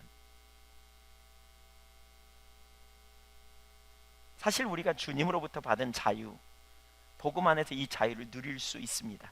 그러나 동시에 믿음의 사람이라면 사랑하는 삶을 살아야 합니다. 사랑받은 자로서 우리는 깊이 사랑할 수 있어야 합니다. 그것이 성경이 우리에게 가르치는 바입니다. 깊이 사랑할 수 있기를 축복합니다. 여러분이 복음 안에서 자유함을 가지십시오. 그러나 거기서 끝이 아닙니다. 그 다음에 뭐 해야 되냐? 진짜 사랑하는 자로 가야 합니다. 사랑하는 삶으로 나가야 합니다. 적극적으로 사랑하기를 선택하셔야 합니다. 믿음으로 가셔야 합니다. 적극적으로 반응하셔야 합니다. 두 번째, 하나님을 사랑하는 사랑의 표현은 곧 이웃 사랑입니다. 성경을 읽다 보면 아까 제가 서론에 말씀드렸지만 어떤 부분에서는 우리가 이해하는 부분보다 한 차원 더 깊이 들어가는 차원의 말씀이 있어요. 오늘 이 본문이 바로 그런 거예요. 그러니까 우리가 보통 우리는 하나님을 여러분 하나님 사랑하십니까? 예, 하나님 사랑하면 된다고 생각해요. 그러면 이웃 사랑은 또 다른 맥락이라고 생각해요. 근데 오늘 우리가 이제 좀 살펴보겠지만 하나님 사랑하는 것과 이웃 사랑을 뗄래야 뗄 수 없는 것으로 성경은 말하고 있어요. 하나님 사랑하냐? 이웃을 사랑하라는 거예요. 그래서 네가 눈에 보이는 형제를 사랑하지 않으면서 내 이웃을 사랑한다고 말하냐? 보이지 않는 하나님을, 네가 눈에 보이는 형제를 사랑하지 않으면서 보이지 않는 하나님을 사랑한다고 말하냐? 거짓말이다. 하나님을 사랑하면 형제를 사랑해라. 요한일서 4장 20절 21절인가요? 그렇게 말하고 있어요. 하나님은 사랑이시기 때문에 좀 한 차원 높은, 사실 저는 오늘 설교 준비를 하면서 되게 고민했습니다. 지난주에 사랑 시리즈로 한다고 하면서 제가 이걸 잘못 건드렸나 싶을 만큼, 왜냐하면요 저 자신도 사실 아직 거기까지 잘 못 가고 있더라고요. 제가 보니까 누구보다도 이 세상에서 가장 유능한 교사이신 예수님께 직접 양육받은 제자인 요한이, 사도 요한이, 우리의 아들이었던 그가 주님과의 관계에서 오랜 시간을 지내면서 요한 1, 2, 3서는 그의 말년에 쓰여졌다고 말하거든요. 그의 인생 말년에 오랜 세월을 지내면서 하나님이 그를 통해서 우리 가운데 보여주시는 메시지가 뭐냐? 결국 하나님 사랑인 이웃 사랑이야, 이렇게 가르치고 있는 거예요. 그러니까 우리가 더 이 부분에서 자라가게 될 때 그 사랑을 할 수 있을 거라고 저는 생각되고요. 근데 너무나 중대한 어떤 전환점이라고 봐요. 교회적으로 하나님께서 우리 한교회를 이끌어 오면서 지금 중요한 전환점으로 이끄시는데, 그게 뭐냐? 사랑하는 자리로 가는 거예요. 우리가 하나님을 사랑하는 신앙의 본질을 되게 많이 추구해 왔잖아요. 근데 이제 그 사랑을 가지고 이웃 사랑으로 나가라는 거예요. 하나님을 사랑하는 것처럼 이웃을 사랑하는 자리로 가라는 거예요. 자, 좀 보죠. 성경은 율법을 폐하지 않아요. 오히려 율법을 재해석해요. 갈라디아서 5장 14절 보실래요? 온 율법은 내 이웃 사랑하기를 내 자신과 같이 하라 하신 한 말씀에서 이루어졌나니, 온 율법이 이루어지는 것은 내 이웃을 내 자신처럼 사랑하라는 말씀에서 이루어진다, 이렇게 말하죠. 이 말은 사랑을 통해 온 율법을 성취해야 된다, 이 말이 아닙니다. 온 율법이 사랑이라는 한 계명 속에서 성취되어 있다, 성취된다. 사랑하게 될 때 율법이 성취된다, 이 말입니다. 율법주의의 문제는 율법주의에 빠지면 빠질수록 도덕적으로도 하나님 말씀대로 못 살아요. 무기력해요. 율법주의에서는 참된 사랑의 삶이 불가능해요. 율법주의는 육체를 신뢰해요. 자신을 신뢰해요. 자기 노력으로 하려고 하다가 한계 아래 살게 돼요. 율법주의는 자기 자원의 삶이에요. 율법주의로는 성령에 의한 삶이 불가능해요. 죄를 이길 능력이 없어요. 반면에 그리스도를 통해 율법에서 해방되어 믿음으로 성령 받고 순간순간 임하신 성령의 능력으로 삶을 사는 사람, 바꿔 말하면 율법을 향하여 죽을 때 하나님을 향하여 살게 된 사람, 하나님과의 새로운 관계에 사는 사람은 사랑하는 삶을 살게 됩니다. 하나님, 벌써 아까도 나눴죠. 왜? 여러분이 정말 자유함을 안다면요, 반드시 그리스도의 은혜를 깨닫게 되고요. 그리스도를 은혜를 깨달았다는 말은 그분의 말로 할 수 없는 우리를 향한 사랑을 깨달았다는 말이에요. 이 세 가지는 같이 가요. 자유함이 있는 사람은 그리스도의 은혜를 알아요. 그 사람은 아들을 아끼지 아니하신 하나님의 사랑을 알아요. 그렇기 때문에 이 사랑을 아는 사람은 사랑하며 살게 되는 삶이 되는 거죠. 하나님을 사랑하고 이웃을 사랑하는 자리로 가요. 여러분, 이 관계가 되지 않은 채 하나님 사랑, 이웃 사랑 정말 어려워요. 예, 하나님의 사랑을 모르면 하나님을 사랑할 수도 없고요, 하나님 사랑을 모르면 이웃을 사랑하는 일도 불가능해요. 그래서 모든 사랑의 시작은 하나님의 사랑을 아는 데서부터 시작해야 돼요. 그분의 사랑을 알아야 돼요. 사랑은 여기 있으니 너희가 먼저 나를 사랑한 것이 아니라 내가 너희를 먼저 사랑했다. 사랑이 뭐예요? 사랑이 뭡니까? 사랑이 무엇이냐고 물으신다면 눈물의 씨앗이라고? 예, 사랑이 뭔지 우리 잘 모릅니다. 사랑이, 예, 우리 다음 주에 그런 부분 더 살펴보겠지만, 사랑은 주님이 우리를 사랑하신 사랑을 알아야 사랑할 수 있습니다. 그리고 그 사랑이 되어지면 우리가 그 사랑을 알고 하나님을 사랑하고 이웃을 사랑하고, 이렇게 되어질 때 뭐냐? 율법을 이룰 수 있어요. 십계명을 가만히 한번 생각해 볼까요? 1계명이 뭐예요? 너는 나 외에 다른 신들을 두지 말라. 출애굽기 20장 3절에. 4절에 두 번째 계명은 너를 위하여 새긴 우상을 만들지 말라. 하늘에 있는 것이나 땅에 있는 것이나 땅 아래에 있는 물속 위에 형상이든지 아무것도 섬기지 말고 절하지 말라. 그 다음에 3계명은요 7절에 너는 내 하나님 여호와의 이름을 망령되이 부르지 말라. 그 다음에 8절에 네 번째 계명, 안식일을 기억하여 거룩하게 지키라. 이게 뭐냐? 하나님에 대한 계명이에요. 10계명 중에 1계명부터 4계명까지. 하나님 사랑하면요 이거 지키는 거 별로 어렵지 않아요. 하나님을 존중히 여기니까, 하나님 기쁘시게 하기 원하니까. 예, 그 자리에 가요. 하나님 사랑하면 어려운 일이 아니에요. 무거운 짐이 아니에요. 그냥 끌려가듯이 우리가 신앙생활하는 이유가 뭐냐? 하나님 사랑하는 관계가 안 되기 때문에 끌려가는 거예요. 그래서 어려워요. 그러니까 힘들어요. 근데 정말 하나님 사랑하는 사람은 이거 별 문제가 아니에요.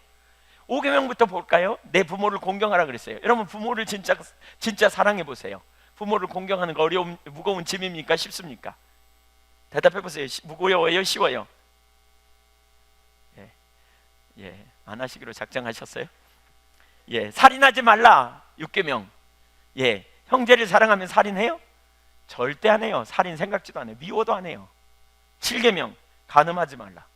자신의 아내를 정말 사랑하면, 이웃을 정말 사랑하면 간음하는 일 절대로 안 해요.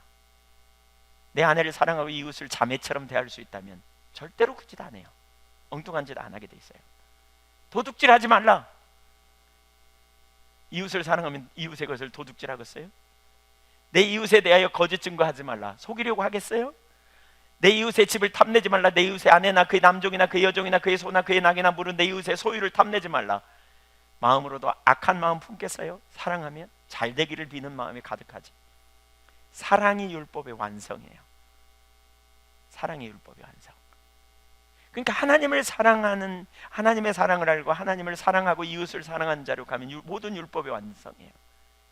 근데 여기에 중요한 한 가지가 있어요. 그래서 마태복음 22장 36절 이해해 보세요. 선생님, 율법 중에서 어느 계명이 큽니까? 37절, 예수께서 이르시되 내 마음을 다하고 목숨을 다하고 뜻을 다하여 주 너희 하나님을 사랑하라. 혼신을 다해 하나님 사랑하라. 그러면서 38절, 이것이 크고 첫째 되는 계명이요, 이것이 너희가 해야 될 첫 번째 일이야, 우선순위야.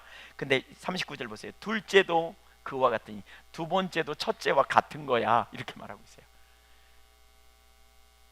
두 번째도 첫 번째와 같아, 이렇게 말하면서 내 이웃을 네 자신처럼 사랑하라, 네 몸처럼 사랑하래요.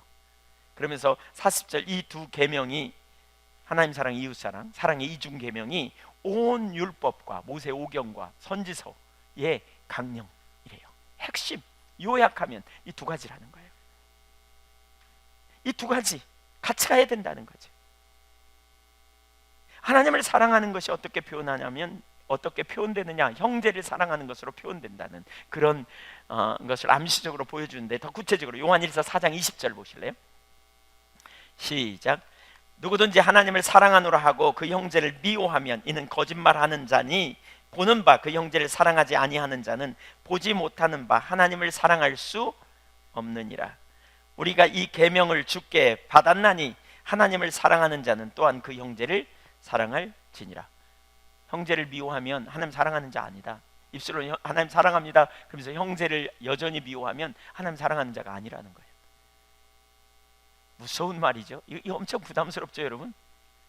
엄청 무서운 말이에요. 우리가 이 계명을 받았다, 서로 사랑하는 계명을 받았으니 하나님을 사랑하는 자는 또한 그 형제를 사랑하느니라. 여기서 뭐라 그랬어요? 하나님 사랑하는 것 따로, 형제 사랑하는 것 따로예요? 같아요? 같아요. 하나님 사랑하는 것 따로, 형제 따로, 이게 아니에요. 하나님 사랑하는 것은 곧 형제를 사랑하는 것과 함께 가는 거라는 거예요. 새로운 차원이에요. 새로운 차원의 삶으로 우리를 인도해요. 마태복음 25장에는 이런 예를 좀 더 우리에게 보여주는데요. 마태복음 25장에는 세 가지 비유가 나오잖아요. 슬기로운 다섯 처녀와 미련한 다섯 처녀 이야기, 그 다음에 달란트 비유, 그 다음에 양과 염소의 비유. 근데 여기서도 다 이렇게 실제 행동하지 않는 것을 강력하게 책망하거든요. 사실 사랑의 삶을 살지 못하는 것, 미련한 다섯 처녀도요, 기름을 준비해야 된다는 걸 알았어요. 근데 안 한 거예요. 달란트 비유, 한 달란트 비유에 보면 그 달란트 받은 사람이 뭐라 그랬어요? 하나님은 심지도 않고 거두고 해치지 않고 모으는, 하나님이 다 알아서 하시겠지, 그리고 뒷짐지고 있는 그런 사람을 향해 악하고 게으른 종이라고 책망하잖아요. 예. 그러면서 세 번째 나타나는 게 여기 양과 염소의 비유죠. 예수님이 마지막 순간에 심판하시겠다는 거죠. 한편의 사람은 양, 한편에 있는 사람은 염소, 이렇게. 근데 양을 향해 이렇게 말해요. 양편에 선 사람, 너희는 양이라. 그러면서 너희는 내가 줄일 때에 먹을 걸 주었고, 내가 목마를 때 마실 걸 주었고, 내가 헐벗었을 때 입을 옷을 주었다, 내가 감옥에 갇혔을 때 나를 돌아보았다. 한편에 있는 다른 사람한테 너희는 내가 목마를 때 먹을 걸 주지 않았고, 너희가 마실 물을 주지 않았고, 내가 배고플 때 먹을 걸 주지 않았고, 내가 헐벗었을 때 옷을 주지 않았다, 내가 감옥에 있을 때 너희는 나를 돌아보지 않았다. 둘 다 반응이 뭡니까? 언제입니까? 주님, 우리가 언제 안 그랬습니까? 언제 그랬습니까? 언제 안 그랬습니까? 그때 주님이 이렇게 말해요. 예를 들면 염소편에 선 사람에게 25장 45절 마태복음, 이에 임금이 대답하여 이르시되 내가 진실로 너희에게 이르노니 이 지극히 작은 자 하나에게 하지 아니한 것이 곧 내게 하지 아니한 것이니라 하시리. 여기 보세요. 지극히 작은 자 하나에게 안 한 것이 곧 내게 안 한 거라는 거예요. 지극히 작은 자 한 사람에게 한 게 곧 나에게 한 거라는 거예요. 여러분이 만약 작은 어린아이가 진짜 예수님이 거기 작은 어린아이로 와 있어요.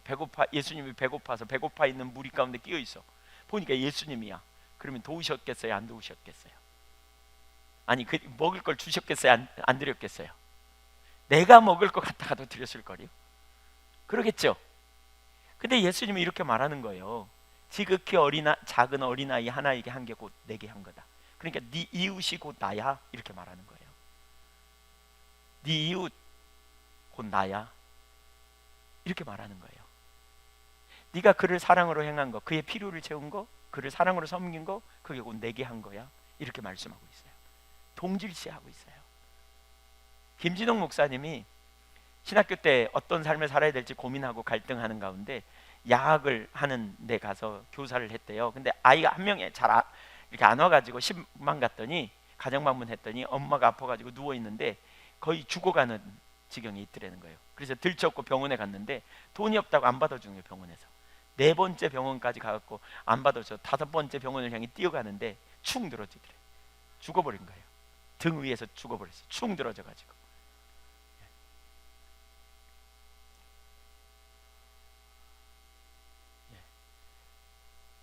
축 늘어져서 죽어버렸어요. 불 지르고 싶더래요. 서울 시내가. 울부짖었는데 그때 자기 속에서 이런 음성이 들리더라는 거예요. 포기하지 마라. 네 등에 업은 여자가 나다. 예수라는 거예요. 그래서 그때부터 그는 가난한 자들을 섬기는 일에 헌신하기 시작했어요. 인도의 캘커타에서 헌신했던 마더 테레사 수녀, 그는 어떻게 가난한 자들을 섬길 수 있습니까? 라고 말하죠. 예수님을 어떻게 안 섬길 수 있습니까? 라고 고백하는 거예요. 그들 한 사람 한 사람이 진짜 신성을 가진 예수라는 말이 아니죠. 주님이 그들을 얼마나 사랑하시는 걸 본 거예요. 조지 뮬러는 고아들을 사랑하시는 하나님의 마음을 알았기 때문에 고아들을 사랑함으로 자기의 권리를 포기하여 그들을 섬기는 자리로 간 거고요. 허디슨 테일러는 동시대의 사람으로서 중국 사람들을 사랑하시는 아버지의 마음을 봄으로 말미암아 자신의 모든 권리를 포기하고 중국에 나아가 헌신하고 섬기는 자리로 간 것입니다.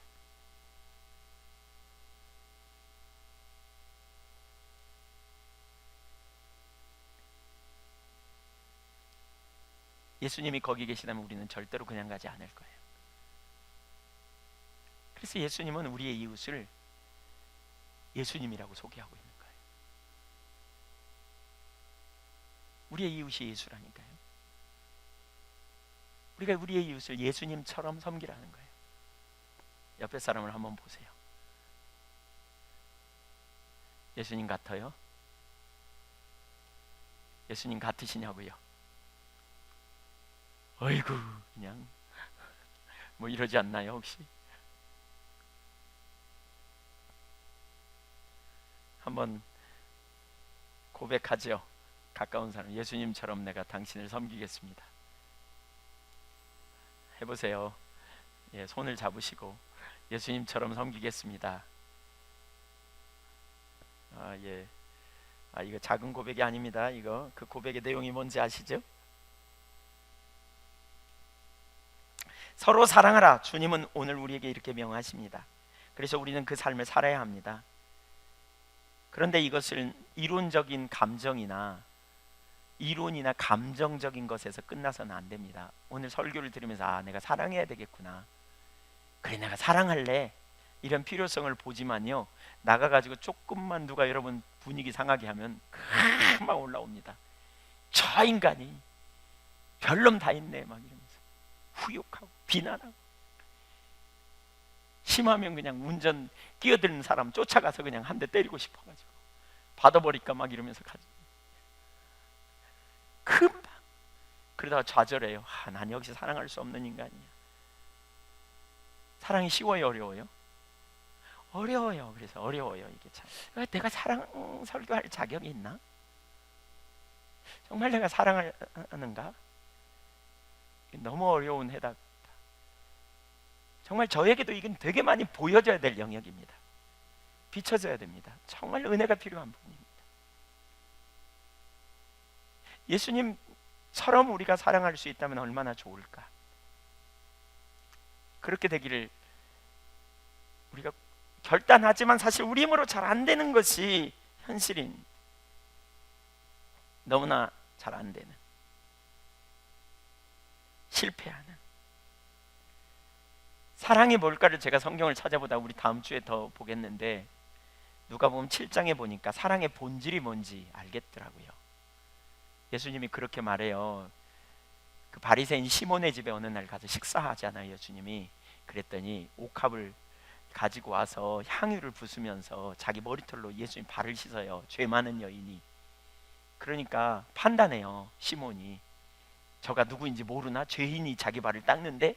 이렇게 말하자 예수님이 아시면서 뭐라 그러느냐, 빚 주는 사람에게 두 사람을 빚 줬는데 한 사람에는 500데나리온 빚을 주고 한 사람에는 50데나리온 빚 줬는데 둘 다 갚을 능력이 없어서 탕감해 줬다. 그러면 누가 더 탕감받은 은혜를 감사하고 누가 더 기뻐하겠느냐, 이렇게 물으니까 누가 더 사랑하겠냐, 이렇게 네 생각에는, 그랬더니 많이 탕감받은 자입니다. 네 판단이 옳다. 그러면서 이 여자를 보라. 내가 너희 집에 들어올 때는 네가 발 씻을 물도 주지 않았다. 근데 이 여인은, 죄 많은 이 여인은 향유를 내 발에 부었다. 그러면서 그의 많은 죄가 사해졌다. 그가 많은 은혜를 받았기 때문에, 죄사함을 받았기 때문에 나를 사랑하는 거다. 이게 사랑의 본질이에요. 정말 사랑받은 사람은요, 그 정말 많이 용서받은 사람은요, 용서해 주신 주님을 사랑하게 되고요, 용서해 주신 주님을 사랑하는 것은 주님이 기뻐하시는 행동을 하는 거예요. 사랑은 입으로만 하지 않아요. 사랑의 본질은 표현해요, 행동해요, 선택해요. 사랑의 본질은 희생해요. 사랑의 본질은 나눔으로 가요. 행동으로 나타내요. 역동적이에요. 그래서 베풀어요. 이게 사랑이에요. 정말 많이 사랑받았다면, 정말 내가 사랑받은 자라면 우리가 주님을 뜨겁게 사랑하고 주님이 사랑하시는 그 사랑이 저와 여러분에게 넘치게 되기를 축복합니다. 사랑이 별로 없는 것 같죠? 여러분, 사랑이 하나도 없는 것 같은 분 손 들어보세요. 예, 없으시군요. 저는 어제 설교하다 보니까, 제가 준비하다 보니까 저 같은 분은 한 분도 없네요. 전 사랑이 하나도 없는 사람 같더라고요. 주님의 그 사랑, 아가페적인 사랑이 제 속에는 이만큼도 없는 것 같더라고요. 너무 낭망이 됐어요, 제가. 그래서 요한일서를 읽다 보니까 요한일서 3장 9절인가 거기에 싹이 있대. 싹. 우리에게 씨앗이 있어. 씨앗. 우리가 거듭났어요. 사랑, 그 주님으로 말미암아, 사랑의 주님으로 인하여, 하나님으로 인하여 우리가 거듭났어요. 그 말은 뭐죠? 하나님의 성품이 우리 가운데 왔다는 거예요. 씨앗처럼 떨어져 왔어요. 그래서 지금 씨앗이 땅에 묻혀 있을 때는 드러나 보이지 않아요. 없는 것 같아. 그러나 분명한 사실은 그 씨앗이 싹을 트고 자라게 되면 그 사랑이 드러나게 될 거라는 사실이에요. 그래서 고린도전서 13장 그 8절을 보니까, 12절을 보니까 이렇게 말하고 있어요. 12절, 내가 어렸을 때에는 말하는 것이 어린아이 같고 깨닫는 것이 어린아이와 같고 생각하는 것이 어린아이와 같다가 장성한 사람이 되어서는 어린아이의 일을 버렸노라. 사랑하는 여러분, 지금 사랑 잘 못하십니까? 사랑하고 사십니까? 여러분이 가장 사랑한다고 뜨겁게 열정을 가지신 여러분의 아내, 여러분의 남편, 여러분의 자녀들 너무나 뜨겁게 사랑한다고 하면서 어느 날 시간이 지나면서 그게 식어버리기도 하고, 또 어떤 때는 놓기도 하고, 어떤 때 마음으로 좀 접어지기도 하고, 그런 자리에 있어서 사랑하지 못하는 것 같다면 주님이 주시는 진정한 사랑으로 여러분의 가족을 예수님처럼 사랑할 수 있을 것이고, 여러분의 이웃을 예수님처럼 사랑하는 그런 자리로 반드시 이르게 될 줄로 믿습니다. 주님이 우리를 그렇게 빚어가실 것입니다. 그럼에도 불구하고 우리는 결단하며, 사랑은 행동으로 나타나기 때문에 우리가 결단하며 사랑하기로 선택하십시다. 사랑 없는 까닭에 너무나 많은 젊은이들이 방황하고 고독하고, 너무나 많은 사람들이 억압 가운데 있고, 너무나 많은 사람들이 고통당하는 모습을 봅니다. 사랑 없는 때문에, 사랑 없기 때문에, 사랑 때문에 심각한 상황에 놓여 있는, 무엇보다 사랑하되 여러분의 가족을 사랑하십시오. 여러분의 남편을 사랑하십시오. 여러분의 아내를 사랑하기로 선택하십시오. 여러분의 자녀들을 사랑하기로 선택하십시오. 작정하십시오. 여러분의 부모님을 사랑하기로 작정하십시오. 근데 그렇게 사랑하기 위해서 반드시 해야 될 한 가지가 있어요. 그게 뭐냐면 15절에 보니까, 오늘 보면 15절에 뭐라 그러냐, 피차 물고 먹으면, 피차 물고 먹으면, 그쵸? 멸망할까 조심하라 그랬죠. 15절에 만일 서로 물고 먹으면, 서로 사랑하는 게 아니라 물고 먹는 일이 해결해야 돼요. 왜 물어요? 왜 무는 줄 아십니까? 여러분, 판단하고 후욕하고 비난하고 왜 그러는 줄 아십니까? 아주 중요한 한 가지가 있어요. 부정적인 게 깨야 되는데요, 이런 게 있어요. 잘 들으세요. 제가 내적 주를 하다 보니까 이게 보이더라고요. 있잖아요, 두 사람 사이에 대화가 잘 소통이 안 되는 거는요, 뭔가 과거에 문제가 있어서 그래요. 문제가 있어요. 우리 여러분 중에 여러분의 자녀하고 대화를 시도하려는데 대화가 잘 안 통해. 그거는요, 문제가 있어서 그래요. 남편이 아내와 대화를 시도해. 이제 사랑하고 싶고 더 친밀하고 싶어, 더 같이 있고 싶어. 근데 대화가 잘 안 통해. 그런 부부들이 있을 거예요. 왜 그런 줄 아세요? 문제가 있어서 그래요. 얘기 좀 꺼냈더니, 사랑한다고 말했더니 별로 안 받아들여. 그 마음이, 내가 그렇게 말하면 들어야 되는데 잘 안 들어. 내가 또 좀 이쁜 짓을 하면 좀 상대편이 고마워도 하고 해야 되는데 안 해. 그러면 이제 화나잖아요. 그러면 왜 표현 안 하냐 그러면 옛날 얘기가 나와. 이제 그 옛날 얘기가 나와. 그러면 옛날 얘기 갖고 왜 한 말 하고 또 하고 또 하고 그러냐고 성질을 내. 그러니까 더 문제가 생겨. 왜 그런 줄 아십니까? 이런 거예요. 원래 우리가 상처를 주는 가해자는요, 잊어버립니다. 여러분이 여러분의 자녀나 여러분의 배우자에게 상처를 준 거예요. 뭔가 옛날에 뭔가 잘못했어. 그 상처를 준 거예요. 가해자는 주고는 잊어버려요. 별 의도 없이 했어도 상대편이 상처를 받았다면 그게 아픈 거예요. 그런데 피해자는요, 그 상처를 곱씹어서 내내 기억해, 간직해. 그래가지고 거기에 빠져나가지 않아. 그 아픔이, 그 상처가 해결이 안 돼. 그러니까 남아있어 계속. 그래가지고 이제 그 친밀한 교제가 안 돼. 뭐만 얘기하면 옛날 생각이 나는 거예요. 근데 한쪽에 있는 사람 몰라. 내가 이렇게 잘하는데 왜 내 마음을 몰라주나, 막 이렇게 나오는 거예요. 그러니까 대화가 안 돼. 지금 현재 대화가 안 되는 건 과거에 언젠가 여러분 아픔이 있기 때문에 그래요. 이 과거의 문제를 해결해야 현재 대화가 친밀함으로 가고요, 서로 사랑하는 자리로 깊이 갈 수 있어요. 더 깊은 친밀함으로 갈 수 있어요. 이게 안 되면 계속 비난하게 돼요. 상대편의 행동을 보면서, 태도를 보면서 계속 비난할 수밖에 없고 진정한 친밀함이 안 돼요. 어떻게 해야 되느냐? 여러분, 대화가 잘 소통이 안 되면요, 뭔가 내가 하는데 상대편이 자꾸 싫어하면 한번 자리를 마련하세요. 장을 깔으세요. 그리고요, 얘기하라고, 괜찮다고. 그러면서 들어주세요. 들어주되 상대편의 마음을 이해하면서 들어주세요. 상대편이 힘들었겠구나, 힘들었을 것 같으면 자기를 변호하려고 하지 말고요, 완전히 무장해제하고요, 들어주세요. 그러면서 상대편이 힘들었을 것 같으면, 아, 네가 정말 힘들었겠구나, 아, 당신이 정말 힘들었겠네 말하면서 막 울면 같이 울어주세요. 같이 울을 수 있다면 울어줘요. 아픔이 전달돼서 공감을 하는 거예요. 중심에 진짜 사과하는 거예요. 진짜 미안했다고, 내가 몰랐다고, 이렇게 얘기를 자꾸 들어주세요. 근데 한도 없이 끝도 없이 나오면, 성질내지 말고 내가 한도 끝도 없이 잘못했구나 이렇게 생각하면서 들어주세요. 그래도 안 되면 사랑은 오래 참고 이러면서 들어주세요.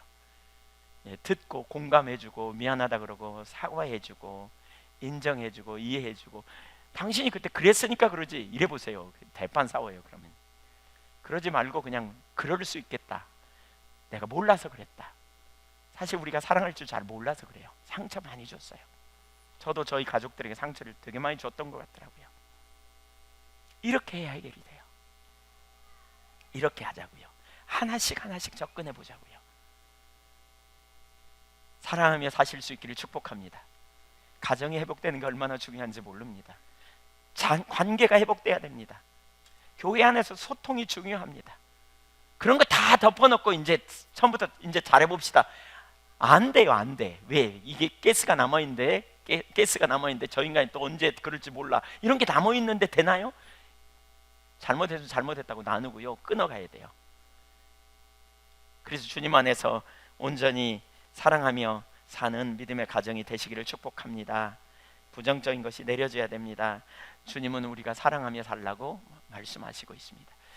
그 사랑 안에 거하는, 그래서 저는 모든 가정이 회복되는 역사를 보기를 원합니다. 이 한교회 모든 지체들이 회복되고, 여러분 그 사랑이 여러분에게 넘쳐 전부 다 예수님처럼 존중함을 받고 전부 다 예수님처럼 존귀함을 받음으로 여러분이 회복됨으로 또 다른 사랑의 종들이 되시기를 축복합니다.